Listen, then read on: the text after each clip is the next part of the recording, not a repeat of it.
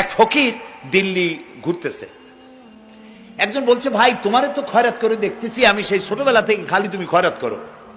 একটা জিনিস আপনারা মনে রাখবেন, গরিব, আজকে যারা গরিব পরিশ্রমের মধ্য দিয়ে কালকে তারা ধনী হতে পারে, কিন্তু যারা ভিক্ষুক, যারা ভিক্ষা করে, জিন্দেগিতে কোনোদিন তারা বড় হতে পারবে না। ভিক্ষা করা যাদের অভ্যাস, জীবনেও বাড়ি করতে পারবে না, জীবনেও ধনী হইতে পারবে না, কিন্তু গরিব ধনী হইতে পারবে। কারণ হলো আল্লাহর কাছে দুইটা বৈধ জিনিস অত্যন্ত ঘৃণিত। কয়টা? একটা হলো তালাক, আর একটা হলো ভিক্ষাবৃত্তি, মানুষের কাছে চাওয়া। আল্লাহ পছন্দ করেন না। তো ভিক্ষুক ঘুরতেছে, একটা লোক বলল, মিয়া তোমার তো সারা জীবনই খরচ করতে দেখি। খরচ করবো না, করবো কি? যার কাছে যাই সে দেয় 4 আনা 2 আনা 1 টাকা, এর বেশি তো দেয় না। তেই দিয়ে আমি কেমনে বড় লোক হবো? কয় যে তুমি বাদশারে চোখে দেখো না, বাদশারে চোখে দেখো না। কয় বাদশার কাছে কি আমার মতো লোক যাইতে পারে নাকি? কল না, যাইতে হবে, যাও। বাদশা একবার যাবা, এমন দেওয়া দেবে জীবনে আর তোমার খরচ করা লাগবে না। পাতি শিয়ালের পিছনে ঘুরে তো লাভ নাই। পাতি শিয়ালে খায় মুরগি, তোমার একটা ঠ্যাং দেবে, দাঁতের খেলালের কাজ হবে না। বাঘের পিছনে ঘোরো, বাঘে খায় গরু আর হরিণ, একটা রান দিলে তুমি 1 সপ্তাহ খাইতে পারবা। তো বলছে বাদশার কাছে যাও। তো বাদশারে পাবো কই? কই তো দেখলাম কেবল মসজিদে ঢুকলো।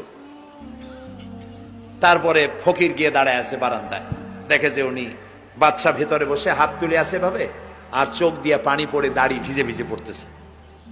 নামাজ শেষ করে, মোনাজাত শেষ করে বাদশা বেরিয়েছেন। কোন বাদশা? শাহজাহান। বাইরে আসার পর ফকির বলল, আসসালামু আলাইকুম বলে ফকির রওনা করছে।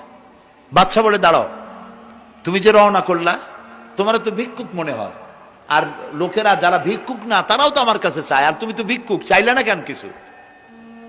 ভিক্ষুক বলে, জাহাপানা, আমি কিছু চাইতে এসেছিলাম আপনার কাছে, কিন্তু আপনার করুণ অবস্থা দেখে আমার জ্ঞানের চোখ খুলে গিয়েছে।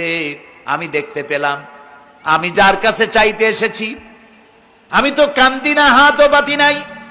যার কাছে চাইতে আসতাম দিল্লির সম্রাট, আবার কোন সম্রাটের কাছে হাত পেতে ভিক্ষুকের মতো কি জানি চায়, আর চোখ দিয়া পানি পড়ে দাড়ি ভিজে ভিজে পড়ছে। আমার জ্ঞানের চোখ খুলে গেছে, দুনিয়ার বাদশার কাছে আর চাইবো না। বাদশা কান্দে যে বাদশার কাছে, তার কাছেই চাইবো।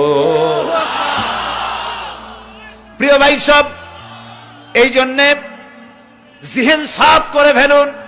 দুনিয়ার কোন মানুষের জন্য, মানুষের কাছে নয়, কোন কবরে নয়, কোন কারো কাছে নয়, আল্লাহ তাআলার কাছেই আমরা নামাজের মধ্যে ঘোষণা